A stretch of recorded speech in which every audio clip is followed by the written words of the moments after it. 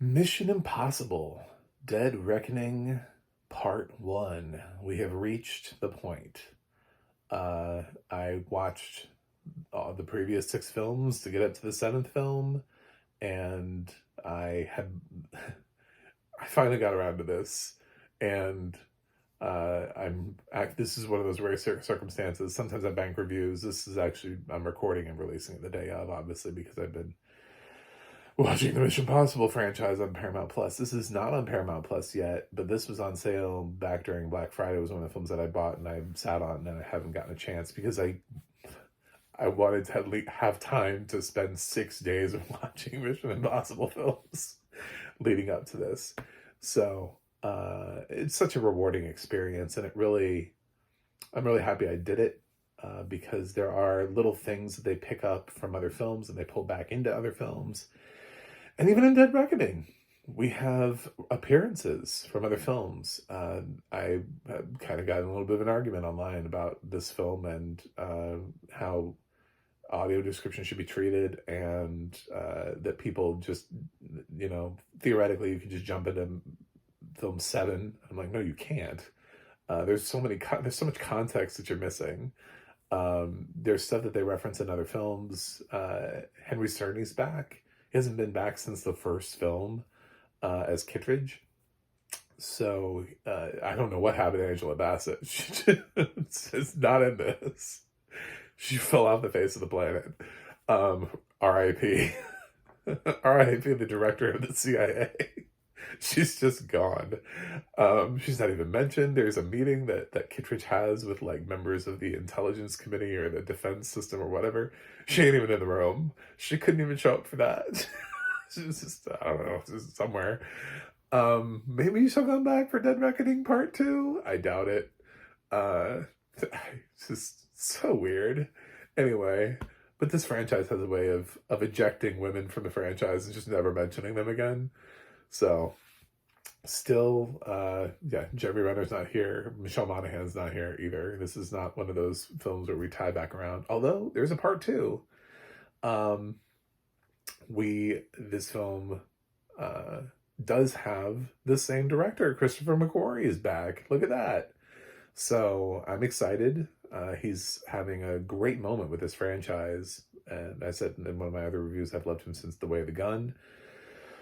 So, as a director, he was a writer before that. I think his inclusion here is great. It's one of the things that makes this film work, along with the fact that we've prioritized, once again, Luther, Ving Rhames, Benji, Simon Pegg, Ilsa, Rebecca Ferguson. We have a new smattering of cast members played by Haley Atwell, Isai Morales, Carrie Elways, and of course Henry Czerny returning as Kittredge. Also, Vanessa Kirby is back. That was a recall I didn't really see coming, but it happened. So she's here. Vanessa Kirby's back. Basically, the film deals heavily with AI and to what extent AI could really be used in a sort of frightening and dangerous way, and when it becomes possibly sentient. It ties back into earlier films. It even ties back into how Ethan got recruited into IMF in the first place. And I've heard some people complain about Isai Morales' character in here. He does play the bad guy. Spoiler, I guess, but somebody was going to play the bad guy. But he does, and it's nice to see him. Dude's been around forever. This is such a great role for him to get bumped up to. I feel like Isai is somebody who has not had his time in the sun yet. So I'm so happy that he gets to play a villain for Dead Reckoning. And I think he brings a totally different flavor than the previous villains in the franchise. He reminded me a little bit of the sort of nihilistic approach that Philip Seymour Hoffman's character takes in Mission Impossible 3, and also a little bit of the same flavors in Solomon Lane's character from Rogue Nation and Fallout. Feels a little bit like that. It's not a very showy performance. He's not trying to eat and chew scenery. Um, he's just trying to covertly terrify you by being cold, disconnected, straightforward. It's that air of, I know more than you and you should be afraid. I know everything and you know nothing. And I loved it. Cruise is fantastic once again, and obviously as Ethan Hunt. I'm so happy always to see Ving and Simon in this franchise. Simon has a great scene involving him trying to defuse a bomb. Just great work. Ving has a great scene where he's explaining what needs to happen, like he's explaining the impossible mission, and really just trying to let it sink in, and Haley Atwell's interesting. It's interesting to have her in the franchise at the same time as Ilsa. Ilsa has obviously made such a huge impact on the franchise, and Haley Atwell comes in as Claire, and she has a totally different vibe. And she has the best kind of vibe because it's totally different than any other female that's been in the franchise yet.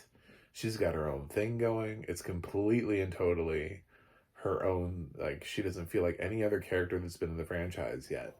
And while she may not be my favorite of all of the ones, since we are in the 7th franchise now, we can actually kind of start ranking them, and Ilsa's had such an opportunity to really impact the films, I am very curious to see where she goes for part 2. That part interests me. Vanessa Kirby's back. It's she's basically doing the same thing that she did last time. Carrie Elways is, I don't know, just doing a Carrie Elways thing. There's no, I got nothing to say about his performance. His performance is just sort of like, oh, that guy. I remember him when he was in movies. He's there for sighted people, basically. If I'm being real honest, his role is a nothing role, who has like one scene and, like one big sort of moment, I guess you could say. And it's for people to be like, oh, isn't that the guy from The Princess Bride? Or, oh, isn't that the guy from Saw? Yeah, it's that guy. Yeah, he's here in this film. It's not like a performance project from him. He doesn't really get a lot of time to evolve his character on screen. So,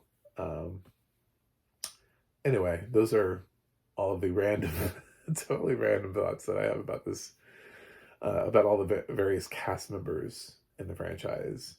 I do actually like the film.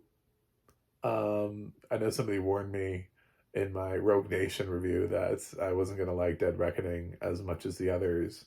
And I totally validate his reasoning, by the way. Absolutely. That was an absolutely valid comment that he made about why. But even though they keep using the term The Entity, which was driving me up the fucking wall, I was like, that's the best name we could come up with, is The Entity. It's just for an AI program. Anyway, I kind of wish it had a cooler name. The Entity is just, it feels so generic. It feels like we've used it in like every science fiction movie. The Entity is moving closer to us. It's just, it feels like so very nondescript. Like, does this program not have a name? Could it not have had some sort of something, some flavored program name, maybe code name, something? Anyway, so it's one of the few things I didn't like in the film. You can play a drinking game every time somebody says the words "The Entity," and you'd be passed out. It's a fun film, and it makes the promise on action sequences of going bigger and better and having these crazy things that they have to do and get away with, and chase sequences and fight sequences, and and it's the longest of the franchise so far, absolutely, which concerns me to some extent, because it's like, well, what was so Dead Reckoning as one film is gonna be like 5 hours? Like, what are we doing here? So, um, yeah, if you ever want to watch Dead Reckoning back to back, you're gonna need a block of time, because I have a feeling if the other one is the same length as this, it's going to be a 5 hour film. Um, Food for thought. However, and this is because this is a criticism that I've had with other films this year, because this is not the first part one. For some reason, this is a trend that we're having now. Um, we had Fast X, we had Spider-Man Across the Spider-Verse, um, and now Mission Impossible Dead Reckoning. And Dead Reckoning feels most like a coherent film. It does not close off all of its stories, but it also gives you a moment in the film that feels most like a finality, to where you can actually kind of watch it, take a break, and you'll be fine. And you're not just going to be racked with this huge cliffhanger like a TV show, which is how Spider-Man ends. I dislike Spider-Man's ending. It's one of the reasons I didn't give it an A. It's actually the biggest reason why I didn't give it an A, is because I thought its ending was way too cliffhangery for a film. With the promise of, there's a lack of an ending. There's a lack of really anything. It didn't even have the air of Thanos' snap to it. It just kind of felt like we got to a certain point, there's about to be a battle, and we cut. And it reminded me of something like, I think it was either the Twilight franchise or Hunger Games that ended that way too, where we were preparing for battle, and then we just kind of cut. And I was like, this is so weird. Fast X also kind of resolves a little bit more than Spider-Man does. But I think Mission Impossible does it best. Mission Impossible actually kind of has this big scene. It finishes the scene, it closes up, it shows you where everybody sort of is, and who's on top at that moment, and what still needs to happen in the future. And you could say in many ways they probably could have just dropped a part one and done what they did with Rogue Nation and Fallout, and just made two films that were connected, and just called the next film something else. They don't really need this to be a part one. I think this is a complete film. Maybe it doesn't leave people with the total 100% conclusion that they're looking for, but it leaves people with enough of a conclusion that signals that there will be a sequel, But I don't feel like I'm racking my brain waiting to see the resolution. So I can wait for Dead Reckoning Part 2 just fine. Whereas with Spider-Man, I'm like, what? We built to this moment, and and so it's also not my favorite Mission Impossible film. I do think the combination of Rogue Nation and Fallout is just bar none. So I do think we oddly took a little bit of a step back. And some of that has to do with some of the character choices. I am getting tired of disappearing characters in my Film 7, where we don't even acknowledge where they went, where they are, what are they doing. And yeah, it's that part is disheartening. There are some major action sequences here, though, that are really cool. They're well described. This film was described by Darren Polish, who oddly, I guess, is his own company now, because he's the only thing credited. This is weird for me. Usually we see the company credited with no writer or narrator. This time, only the narrator was credited, which is bizarre, that a company signed off on, yeah, we'll provide you audio description, but we don't want anybody knowing we were the company that provided the audio description. That is weird. So it kind of feels like Darren Polish is now his own company. And he provided the audio description for this film all on his own. Okay. Usually I get to say, shout out to Darren and the team at Deluxe, or Darren and the team at Media Access Group, or Darren and the team at Zoo Digital, or something, you know what I'm saying? But here it's just Darren. Yeah. Funny, I had a debate in an audio description forum, which had to do with the introduction of a character, and we got into it. I'm gonna make a different video about it, but we got into it about audio description and sort of things I felt about a couple other films this year that I've seen and noticed. What it has to do with is lightly explain one of the things I didn't like, and I just thought it was silly. The way that Ethan is introduced in this film, he's not wearing a mask. It's not a weird secret covert sequence for him where, like, I think as a sighted audience they probably knew who it was. I recognize the voice, you know what I'm saying? Like, everything was there, but he's introduced as the older man. They do that thing where they don't give him a name until the name is said. And he's Ethan Hunt. It's the 7th film in the franchise. Just use the damn name. You know what I'm saying? Like, it's like, I don't go into other franchises even halfway through. Like, I watched the Insidious films, Insidious, The Red Door, without having watched the sequels before it.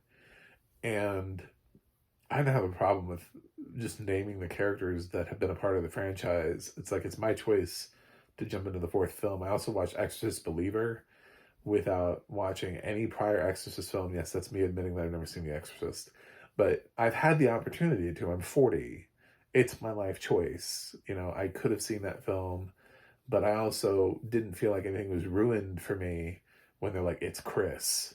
And it's Ellen Burstyn from The Exorcist. You know what I'm saying? Like, I got that. I picked up on that.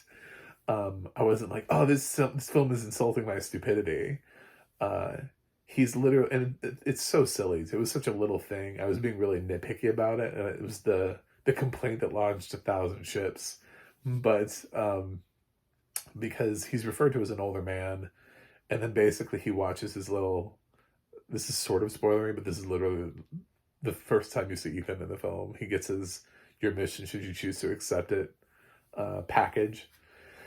And that is what identifies Ethan. That is what the narration team has used, what Darren Polish, team Polish, has used to justify calling him Ethan from that point forward.